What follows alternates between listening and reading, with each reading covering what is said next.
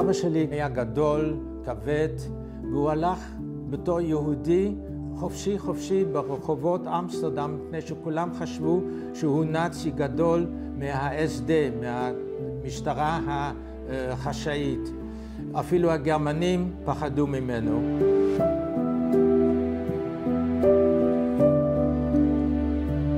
שמי ג'ק קלאבר, אני הבן של פריץ קלאבר ושרלוטה קלאבר ריינאוס. שניהם היו שורדים מהשואה, ואני רוצה לספר את הסיפור שלהם בקיצור.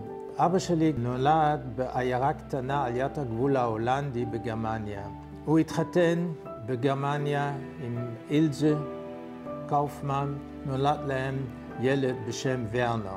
כשהתחילה מלחמה הוא נעצר והעבירו אותו למחנה ריכוז דכאו. שם הוא היה 4 חודשים והוא חזר לבית והבין שהוא לא יכול להישאר שם עם המשפחה. והוא נסע להולנד, ואז הגרמנים תפסו אותו והעבירו אותו למחנה ריכוז שבעצם היה מחנה מעבר בהולנד, וסטרבורג. שם הוא היה 3.5 שנים. הוא היה כל הזמן בקשר עם גלויות, עם אשתו ואימא שלו.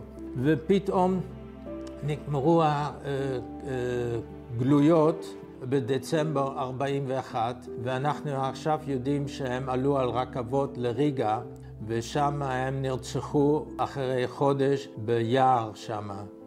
ואבא שלי היה היוצא לפועל של קבוצת מחתרת בתוך המחנה.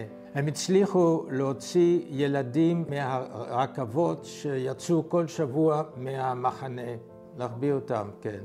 כשהוא היה על הרשימה לעבור למזרח אירופה, הוא בעצמו ארגן את הבריחה שלו, והוא הגיע לאמסטרדם, ושם הוא היה גם כן פעיל במחתרת באמסטרדם.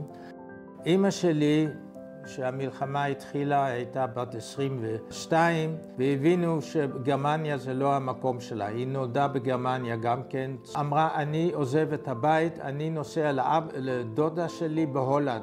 אז ההורים שלי בעצם שרדו את השואה, והכירו באמסטרדם אחד את השני, התחברו, התחתנו, ואני נולדתי ב-1950 באמסטרדם. בתור תלמיד בבית ספר תיכון חוויתי אנטישמיות מאוד קשה. הייתי צריך לעזוב את הבית ספר, ללכת לבית ספר אחר, וזה חיזק אותי שבעצם בשבילי, באופן אישי, ישראל זה המקום היחיד בשביל לחיות כמו יהודי, לא דתי, חילוני, אבל הרגשתי בבית פה. התחושה הזאת אף פעם לא עזב אותי עד היום.